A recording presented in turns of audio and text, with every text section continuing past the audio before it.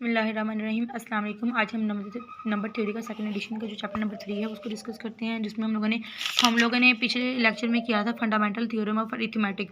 अब fundamental theorem of arithmetic का जो चैप्टर नंबर है वो हम लोग जो यूनिकनेस है थ्योरम की, हमने 3 चीज़ें करी थी ना। फंडामेंटल की हम लोगों ने इसके अंदर करना था ये, उसके साथ प्रोडक्ट्स ऑफ ये हमने बता दिया, और आज हम लोग करते हैं रिप्रेजेंटेशन इसकी, और उसके साथ ये इसका जो ऑर्डर के बारे में है।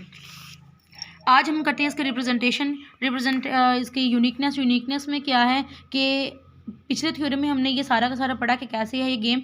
ये इस तरीके से हम लोग इसको लिख सकते हैं कि n is equal to P1N1, n is equal to P1N2, यानी कि n, अब हमें ये पता ना P प्राइम है तो N1 का नहीं पता, तो N1 को हम लिख सकते हैं इस केस में इस तरह लिख सकते हैं ना, मतलब इसको हम प्रोडक्ट्स ऑफ प्राइम लिख सकते हैं। तो जब हमने प्रोडक्ट प्राइम के कर लिए, तो प्रोडक्ट्स ऑफ प्राइम कर लिए, तो उसके बाद हम लोगों ने अब इन दोनों का पता चल गया प्राइम है, फिर हम इसकी जगह लिखेंगे P3N3, फिर हमें इसका पता चल गया ये तीनों प्राइम है, फिर हम इसकी जगह लिखेंगे क्या P4N4, फिर ये P1 P2 P3 P4 का पता है ये प्राइम है, फिर हम इसको आगे प्रोसीड करेंगे। मतलब ये सारा का सारा प्रोसेस ऐसे होता ये लास्ट पे ये वाली फॉर्म कहीं कभी लास्ट पे कोई ना कोई प्राइम आएगा ना, कोई ना कोई प्राइम आएगा, तो वो जो प्राइम आएगा वो इस तरीके से है, ये ऐसे ऐसे करता करता प्रोसीड होता 55 फिर 11, ये लास्ट पे कोई ना कोई प्राइम आएगा, तो वो उसको कह रहे हैं कि ये जो लास्ट वाला जो प्राइम होगा वो PK होगा, ठीक है। और उसके बाद फिर हम लोग हमारे ये लास्ट पे एंड हो जाएगा। आज हम कहते हैं इसकी यूनिकनेस कहते हैं कि यानी कि जो हम लोग इसके डिवाइजर्स में लिखते हैं तो वो सारे के सारे यूनिक होंगे। तो कैसे सपोज कर लेते हैं, अब हमने यूनिकनेस प्रूव करनी है ना, मतलब कि वो एक ही दफ़ा उनकी रिप्रेजेंटेशन जो होगी वो 1 ही होगी, मतलब एक ही दफ़ा लिखी जाएगी, 1 वे में होगी। अब लेकिन यहाँ पर हम इसके कॉन्ट्रडिक्शन में सपोज करते हैं कि जो NN टीचर है वो can be written on the product of the prime, जो कि हम प्रोडक्ट्स ऑफ प्राइम में लिख रहे हैं वो इन द 2 वे में लिख सकते हैं, हम 2 वे में लिख सकते हैं। लेकिन ऐसा नहीं है, ये मैंने आपको पहले समझा दिया पिछली वीडियो में कि ऐसा नहीं है। हम 2, 3, 5, 11 ही इसकी प्रोडक्ट्स में लिखेंगे, और कोई 7 या 8 कुछ और नहीं आ सकता। तो यहाँ पर जो है वो तो इसी तरह ये पूरा डिवाइड होगा।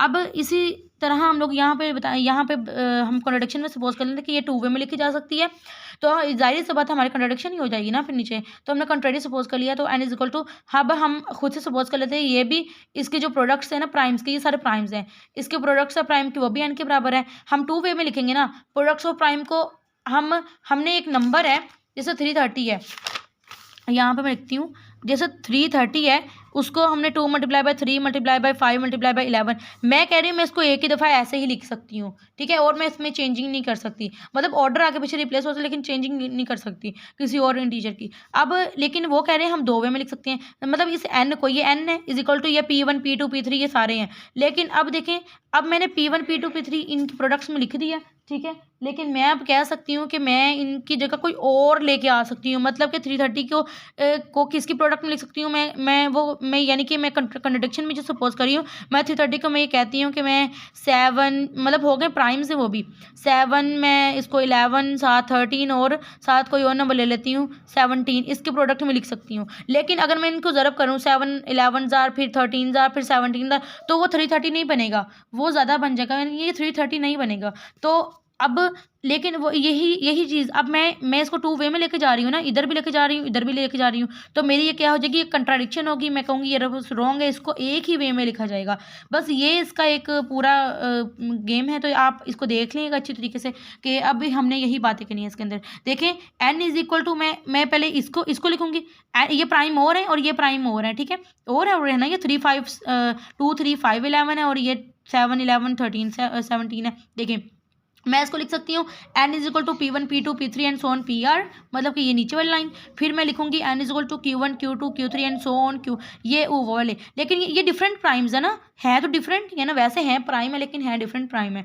तो अगर अब ये n is equal to n, मैं इसको अगर आमने सामने रखूँ, इसको मैं कंपेयर करूँ, तो क्या होगा कि इसको इसके बराबर रखा, जैसे n is equal to n के बराबर रखूँ तो इसको इसके बराबर रखा जा सकता है, तो मैं इसको इसके बराबर रख देती हूँ, तो मेरे एक इक्वेशन बन जाएगी। उसके बाद मैं कहूँगी वही कैंसिल द कॉमन डिवाइजर, हम कैंसिल कर सकते हैं, इफ़ हम कर सकते थे, लेकिन इफ़ अगर ये दोनों साइड्स जो होती है ना इक्वेशन के दोनों साइड्स और इसको लिखा जाता है एक ही फॉर्म। अब मैंने कहा मैं कैंसिल कर सकती थी अगर मेरे इधर भी 2 3 5 11 होते और इधर भी 2 3 5 11 होते, लेकिन अब मैंने ये इस तरह यहाँ ये कह दिया कि जो मेरे आर के सारे जितने भी प्राइम्स हैं वो सारे डिफरेंट हैं क्यू से, मतलब कि पी वाले जितने भी प्राइम्स हैं वो क्यू वाले सारे प्राइम से डिफरेंट हैं। तो मैं कैंसिल कैसे कर सकती हूँ? देखो ना, अगर मैं यहाँ पे इस तरह के 2 3 5 11 लिख लूँ और मैं इनको मल्टीप्लाई मतलब कि मल्टीप्लाई करवा रही हूँ और इसको किसके बराबर रखूँ? इसको मैं रख रही हूँ ये इसके बराबर के 7 11, ये वाले जो है ना हमारे इधर वाले ये वाले, बल्कि 11 तो इसमें भी आया, हम इसको कर लेते हैं, हम इसको कोई और 19 कर लेते हैं, ठीक है। मैं यहाँ पे लिख लेती हूँ 7 19 और 13 और यहाँ पे 17 कर लेती हूँ। अब मैं इसको कैंसिल तो नहीं कर सकती, 2 3 5 11 को मैं इससे कोई एक आधा भी नहीं होता कैंसिल, ठीक है, कोई भी कैंसिल नहीं होता। तो मैं कहती हूँ कि ये दोनों डिफरेंट प्राइम्स हैं तो मैं इनको कैंसिल नहीं कर सकती। तो P1 जो है अगर P1 ये हमने पहले भी पढ़ा हुआ है, अगर प्रोडक्ट्स और प्राइम कोई भी अगर प्रोडक्ट में पढ़ा हुआ है, अगर वो डिवाइड कर जिस प्रोडक्ट में पढ़ा हुआ है वो सारी के सारी प्रोडक्ट को डिवाइड करेगा, ये हमने पढ़ा हुआ है। तो मैं ये कह सकती हूँ कि यह P1 जो है, मैं ये कह सकती हूँ जो P1 है वो अगर लेफ्ट साइड को डिवाइड करता है तो P1 राइट साइड को भी डिवाइड करता होगा, मस्ट बी डिवाइड, ठीक है। हमने ये एक थ्योरम में पढ़ा भी हुआ है, हमने पढ़ा था इनफाइनाइटली वाले थ्योरम में, प्राइम्स आ रहे हैं इनफाइनाइटली वो वाले, ठीक है, देयर एंड वो इनफाइनाइटली वाले में। तो वहाँ पे हमने पढ़ा हुआ था कि Q इज इक्वल टू वो उसको डिवाइड करता है, वो PK भी उसको डिवाइड करता होगा, ठीक है, वो वहाँ पे हमने पढ़ा था। तो यहाँ पे हम कह सकते हैं कि P1 जो है अगर इनके प्रोडक्ट को डिवाइड करेगा लेफ्ट साइड को तो वो राइट साइड को भी डिवाइड करेगा। तो हम ये लिख सकते हैं। उसके बाद हमने लिखा कि अब जैसे जैसे अब हमने बोला वैसे हम लिख लेते हैं कि P1 डिवाइड करेगा। अब हमने कहा P1 अगर इधर वाले जहाँ से उठाया है उनको डिवाइड करता है तो P1 दूसरे हिस्से को भी डिवाइड करेगा, मतलब राइट हैंड साइड को। तो मैं लिख सकती हूँ P1 डिवाइड करता है इधर वाले हिस्से को, P1 डिवाइड करता है इधर वाले हिस्सों को डिवाइड करता है। तो मैं ये लिख सकती हूँ ना कि P1 divides Q1 Q2 Q3 and so on QJ, ये लिख सकती हूँ। जब मैंने लिख लिया तो अब आगे देखें P1 डिवाइड करता है Q1 को भी, Q2 को भी, Q3 एंड सो ऑन। अब इनके दरमियान कोई ना कोई QK भी होगा, QK भी हो, जैसे हमने PK वहाँ पे ढूंढा था ना वैसे ही QK भी होगा जो कि P1 उसको डिवाइड करेगा, ठीक है। P1 डिवाइड करता है QK को भी। अब P1 इन तमाम को डिवाइड करता है, लेकिन अब हम देखें ना ज़रा, ये हमने तो यानी कि हमारे जो आंसर है वो तो यही आएगा ना कि P1 डिवाइड करता है इन सब को।